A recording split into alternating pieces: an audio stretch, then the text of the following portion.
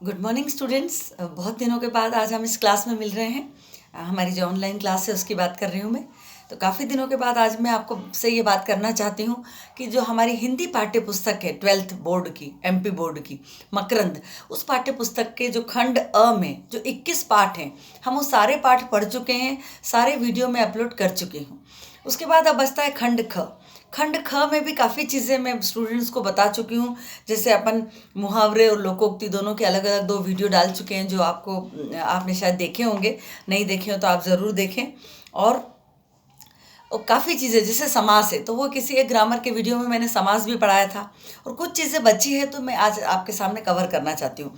जैसे अपना खंड ख है, तो खंड ख में सबसे पहला चैप्टर है निबंध साहित्य का इतिहास, जो अपन पढ़ चुके हैं। उसका वीडियो 2 वीडियो में वो पूरा चैप्टर मैंने डाल दिया है, तो आप उसको अच्छे से फिर से सुन लीजिएगा।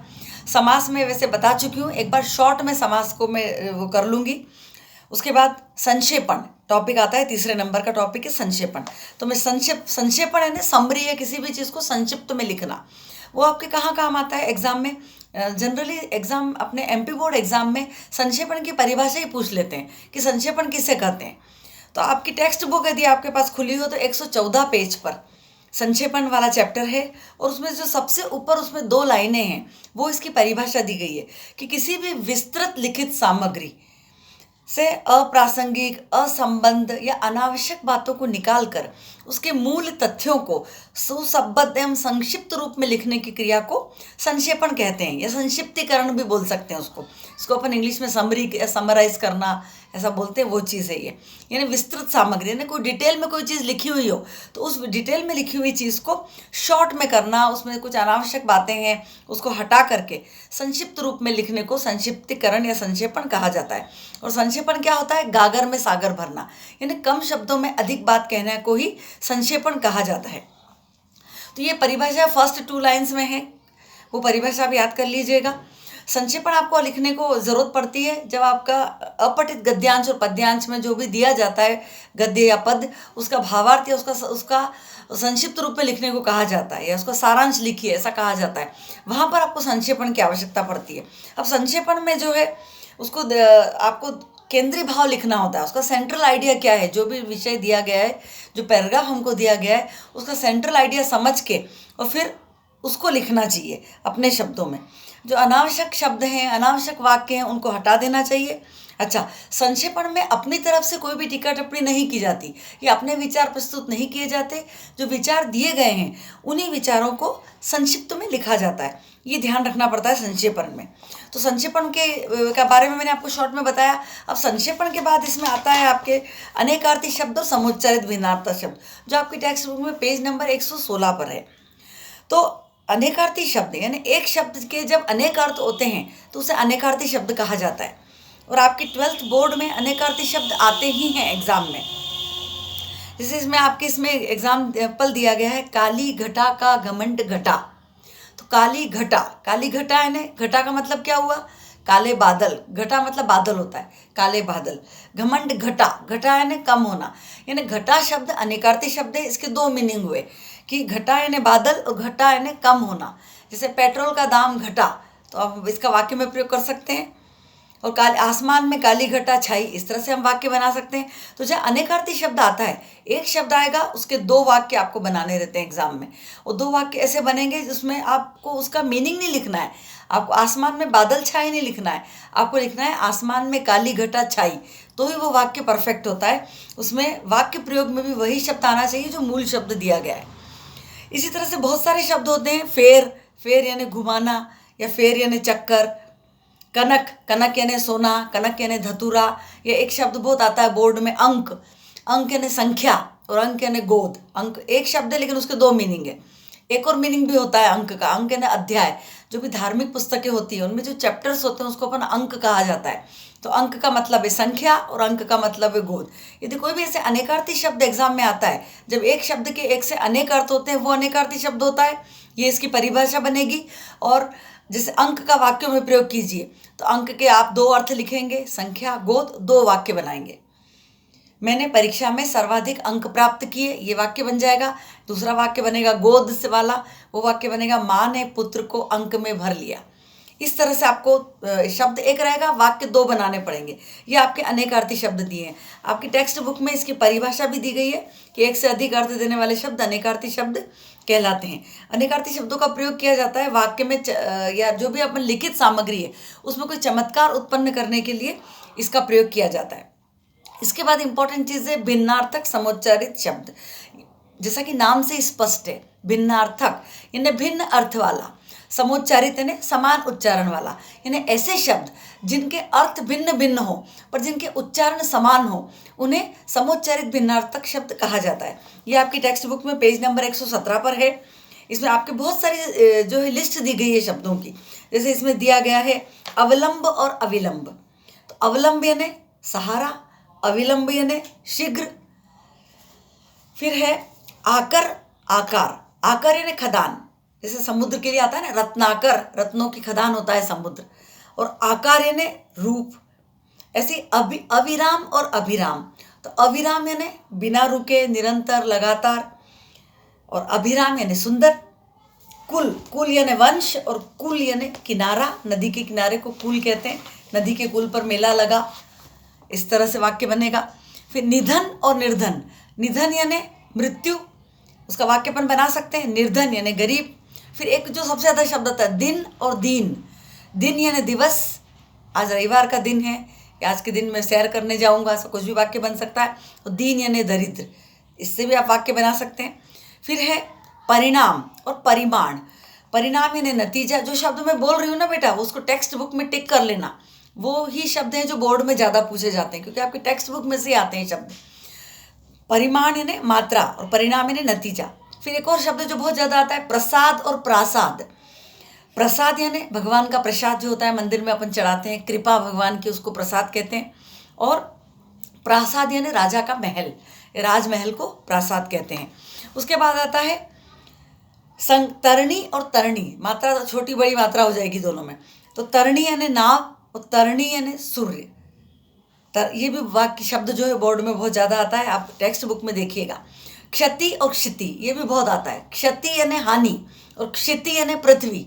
समान उच्चारण है पर अर्थ भिन्न भिन्न है। अच्छा, सबसे ज़्यादा एक और शब्द आता है छात्र और क्षात्र। छात्र यानी मैं कक्षा 12वीं का छात्र हूँ, विद्यार्थी। और क्षात्र, क्षात्र यानी क्षत्रिय। अर्जुन, वीर अर्जुन क्षात्र वंश के थे। फिर एक और है ग्रह और ग्रह। ग्रह यानी घर और ग्रह रकार लगेगा ग में, वो होगा नक्षत्र। ये डायरेक्ट ये शब्द दे देते हैं कि समोच्चारित भिन्नार्थक शब्दों के वाक्य बनाइए, या फिर ऐसा पूछ लेते हैं कि छात्र और क्षात्र में क्या अंतर है समझाइए, तो भी आपको अर्थ लिखकर वाक्य बनाना होते हैं। फिर है लक्ष्य और लक्ष्य। लक्ष्य में आधा क्ष है और यह है।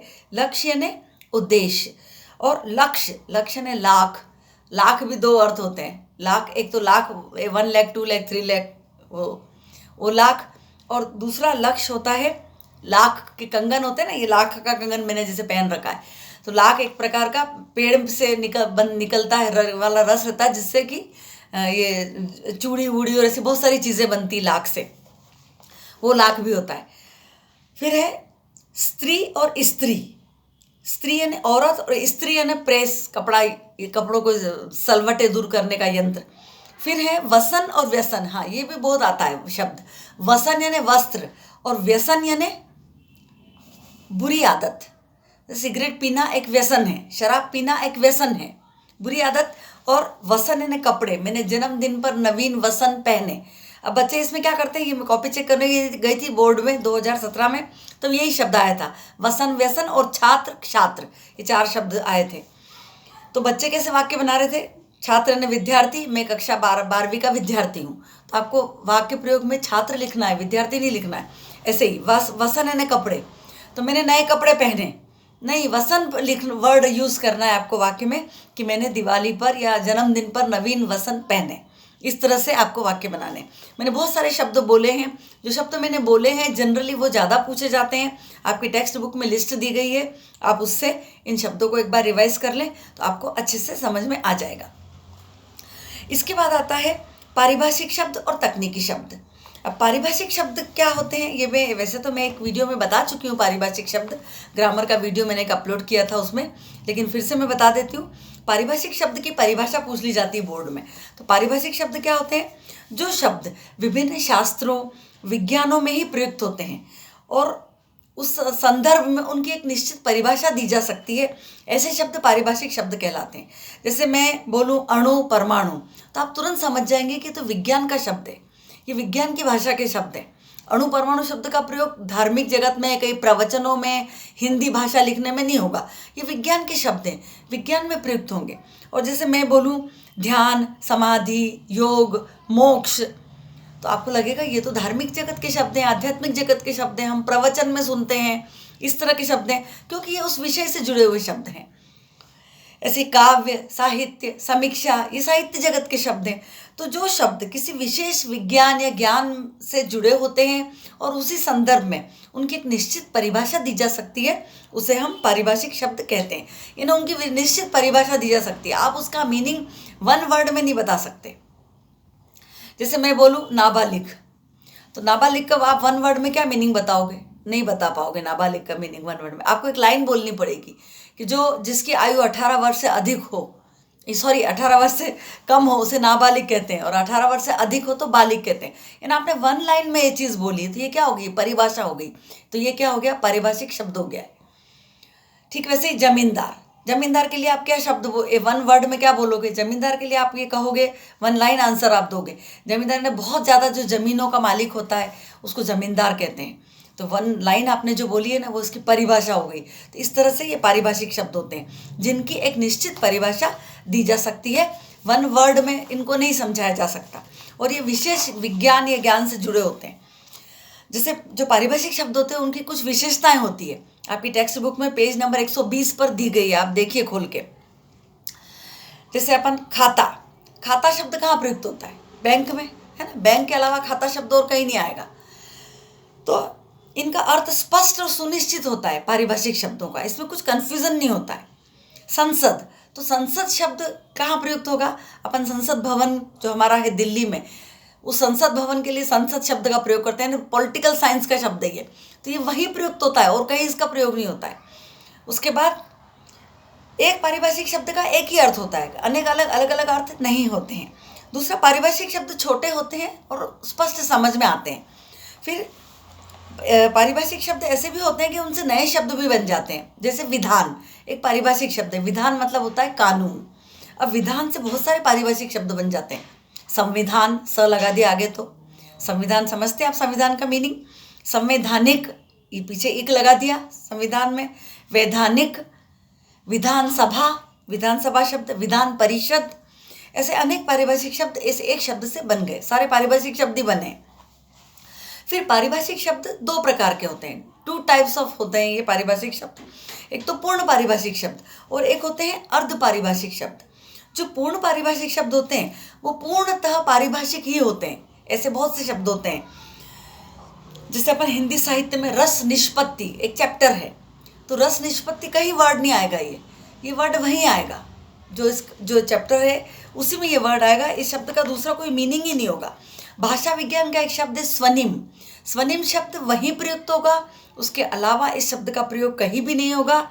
ऐसे जैसे अपन देखें कि मेडिकल फील्ड में आप देखो जो बीमारियों के नाम होते हैं, अभी अपन लेटेस्ट देखो कोरोना, कोरोना शब्द पारिभाषिक शब्द है और पूर्ण पारिभाषिक शब्द है, और किसी चीज़ का नाम कोरोना नहीं है, ये एक बीमारी या जो वायरस है उसका ही नाम है, तो ये पारिभाषिक शब्द होगा कोरोना। ऐसे बीमारियों के नाम होते हैं राज्य क्षमा, शल्य क्रिया, या कोर्ट के शब्द होते हैं ना, न्यायालय के, पेशी, जमानत। वाणिज्य में या कॉमर्स में शब्द प्रयोग होते हैं धारक, प्रीमियम, ये सब शब्द वही प्रयुक्त होते हैं, इसके अलावा वो कहीं प्रयुक्त नहीं होते हैं। ऐसे शब्द जो हैं पूर्ण पारिभाषिक शब्द कहलाते हैं कि इनका प्रयोग और कहीं नहीं होता है। आ रहा है ना बेटा सबको समझ में? उसके बाद है अर्ध पारिभाषिक शब्द। अर्ध पारिभाषिक शब्द वो होते हैं जो पारिभाषिक भी हैं और उनका कहीं और भी प्रयोग होता है। कुछ ऐसे शब्द भी होते हैं जैसे व्याकरण में क्रिया है ना, संज्ञा, सर्वनाम, क्रिया, विशेषण, ये सब पढ़ते हैं ना अपन, क्रिया विशेषण, पार्ट्स ऑफ स्पीच जिनको अपन इंग्लिश में बोलते हैं। जो व्याकरण में क्रिया एक चैप्टर है, उनका एक अध्याय है। ये एक पारिभाषिक शब्द है जिसमें किसी कार्य का करना या होना पाया जाए उसे क्रिया कहते हैं। इस तरह से उसकी परिभाषा है और उसके भेद भी हैं कई सारे। लेकिन क्रिया एक सामान्य शब्द भी है ना। क्रियाकलाप या अपन समस्त क्रियाएं, अपन क्रिया शब्द का प्रयोग अन्य कहीं भी करते हैं तो वो अर्ध पारिभाषिक शब्द है। उसी प्रकार ध्वनि, ध्वनि शब्द भाषा विज्ञान में प्रयुक्त होता है। ध्वनि शब्द का प्रयोग अपन वैसे भी करते हैं आवाज के लिए। इसके बाद अलंकार, अलंकार शब्द क्या है? ये अर्ध पारिभाषिक शब्द है। अलंकार शब्द का प्रयोग जो है व्याकरण जगत की दृष्टि से देखें तो अलंकार एक अध्याय है पूरा। अपन साहित्य में जगत में अलंकारों का प्रयोग होता है काव्य को खूबसूरत बनाने के लिए। तो अलंकारों की उसकी एक निश्चित परिभाषा है। तो पारिभाषिक शब्द हुआ, लेकिन ये अर्ध पारिभाषिक कैसे है? अलंकार शब्द का एक और अर्थ होता है। अलंकार का मतलब होता है आभूषण या जेवर। तो इस तरह अलंकार अर्ध पारिभाषिक शब्द हुआ। ऐसे ही रस, रस यानी कोई भी जूस को अपन रस बोलते हैं, है ना। फलों का रस, सब्जियों का रस, किसी भी प्रकार का तरल पदार्थ हो वो रस कहलाता है।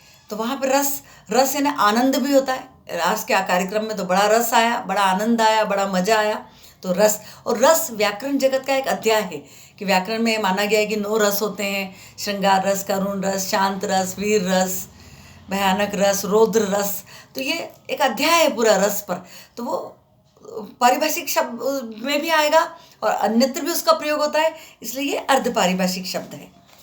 ठीक है। अब पारिभाषिक शब्द निर्माण की पद्धति आपकी टेक्स्ट बुक में दी गई है कि भाई पारिभाषिक शब्द कैसे बनते हैं। तो आप टेक्स्ट बुक में आप देखिए पेज नंबर 120 पर, 120 पर दिया है कि उपसर्ग के द्वारा पारिभाषिक शब्द बनाए जाते हैं। उपसर्ग के द्वारा इन्हें आप समझते हैं, उपसर्ग जो शब्द के आगे लग के, जो शब्दांश शब्द के आगे लगकर एक नए शब्द का निर्माण करते हैं, उन्हें हम उपसर्ग कहते हैं। तो शब्द के आगे लगता है उपसर्ग। जैसे क्रमण में अति लग गया तो क्या हो गया? अतिक्रमण। अब अतिक्रमण का मीनिंग आप कैसे बताएंगे? क्या वन वर्ड में आप अतिक्रमण शब्द को एक्सप्लेन कर सकते हैं? नहीं कर सकते हैं, क्योंकि ये पारिभाषिक शब्द है। क्रमण में अति लगने से अतिक्रमण शब्द बना है। और अतिक्रमण का मतलब होता है कि हमारा जो अधिकार क्षेत्र है उससे भी आगे जाकर जब हम हक जमा लेते हैं, कब्जा कर लेते हैं, तो वो अतिक्रमण कहलाता है।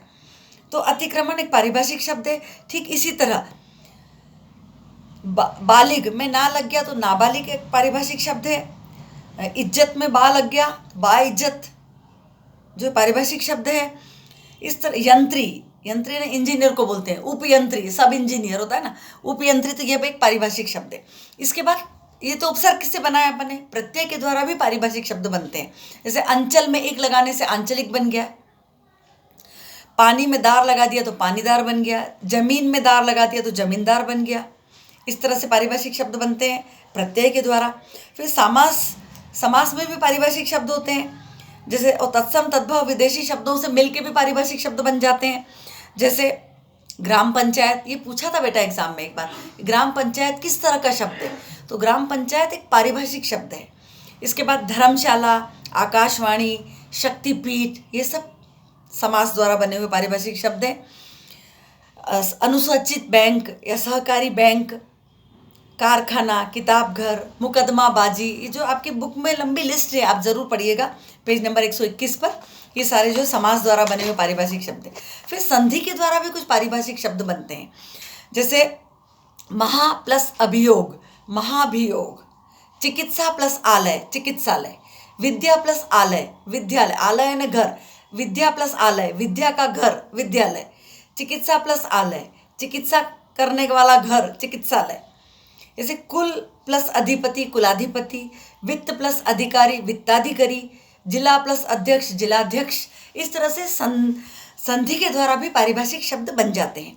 फिर कुछ पारिभाषिक शब्द कैसे होते हैं जो विदेशी भाषा से हिंदी में एज इट इज ग्रहण कर लिए गए हैं।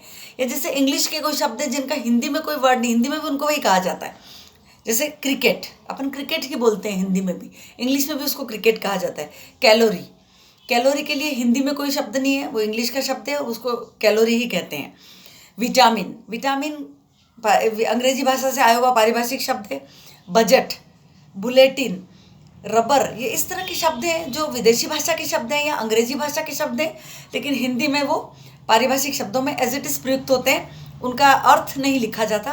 अपन क्रिकेट ही लिखेंगे, हिंदी की कोई पंक्ति लिखेंगे तो भी कैलोरी या विटामिन शब्द का ही प्रयोग करेंगे। ठीक। फिर कुछ अनुकूलन द्वारा पारिभाषिक शब्द, अनुकूलन ने कुछ मैच करके, कैसे, जैसे ट्रेजेडी, ट्रेजेडी एक वर्ड है तो उससे त्रासदी बन गया हिंदी में, कॉमेडी कामदी। फिर एकेडमी से हिंदी में अकादमी बना लिया गया है। इसे कंप्यूटराइज से कंप्यूटरीकृत, हिंदी इंग्लिश मिक्स भी कंप्यूटरीकरण, अपन पढ़ते हैं ना आजकल सब जगह कंप्यूटरीकरण हो गया है, तो कंप्यूटर अंग्रेजी का शब्द और करण हिंदी का शब्द है।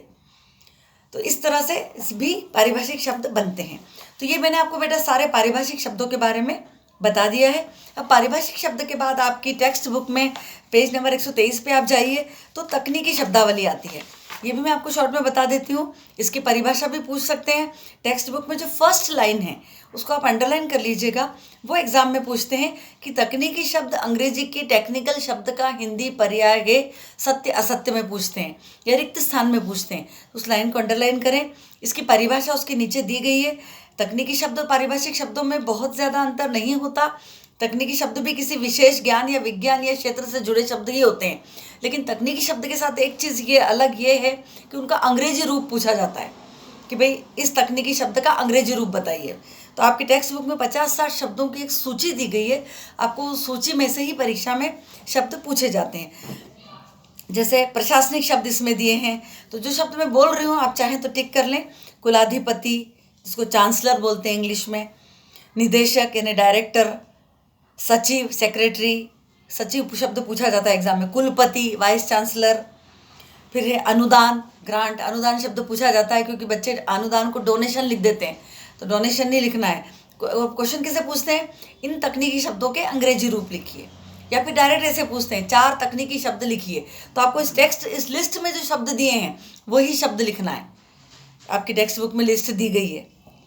कुल सचिव यानी रजिस्ट्रार, आयोग यानी कमीशन, जनसंख्या यानी पॉपुलेशन, जनगणना यानी सेंसस, प्रजातंत्र का डेमोक्रेसी, ये शब्द पूछा जाता है। पर्यावरण का इन्वायरमेंट, और त्रासदी ट्रेजेडी। फिर अधिकार का राइट। उसके बाद लेखापाल अकाउंटेंट, इसमें ऑफिशियल वर्ड्स हैं। फिर कुछ कॉमर्स वाले वर्ड्स हैं, जैसे अभिकर्ता, अभिकर्ता है ना एजेंट होता है तकनीकी शब्द। फिर प्रबंधक यानी मैनेजर, पूंजी यानी कैपिटल, पूंजी को आप मनी नहीं लिख सकते हैं बेटा, कैपिटल ही आपको लिखना है क्योंकि गवर्नमेंट ने फिक्स की है। ये जो सूची है सरकार द्वारा निकाली गई सूची है। ऐसी बहुत सारे शब्दों की सूची है जो प्रशासन ने निकाली है, इसको तकनीकी शब्दावली बोलते हैं।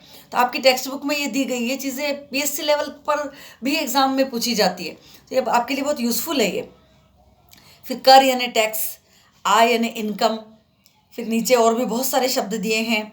उसके बाद जमानत यानी बेल, बेल में BAIL लिखना है। बहुत से बच्चे मैं कॉपी चेक करती हूँ, मैं देखती हूँ BELL लिखते हैं, वो गलत हो जाएगा। अपराध यानी क्राइम। फिर दंड यानी पनिशमेंट, शपथ यानी ओथ, याचिका रिट। फिर कंप्यूटर के भी शब्द हैं। एक बार पूछा था एग्जाम में बोर्ड में, यंत्र सामग्री क्या होती है? यंत्र सामग्री सॉफ्टवेयर, प्रक्रिया यंत्र सामग्री हार्डवेयर है और प्रक्रिया सामग्री सॉफ्टवेयर है। कुंजी पटल यानी कीबोर्ड, माउस को माउस ही कहते हैं।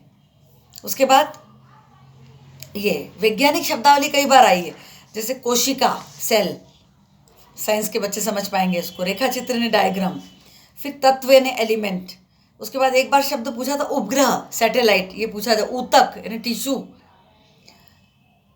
गुरुत्वाकर्षण ग्रेविटेशन।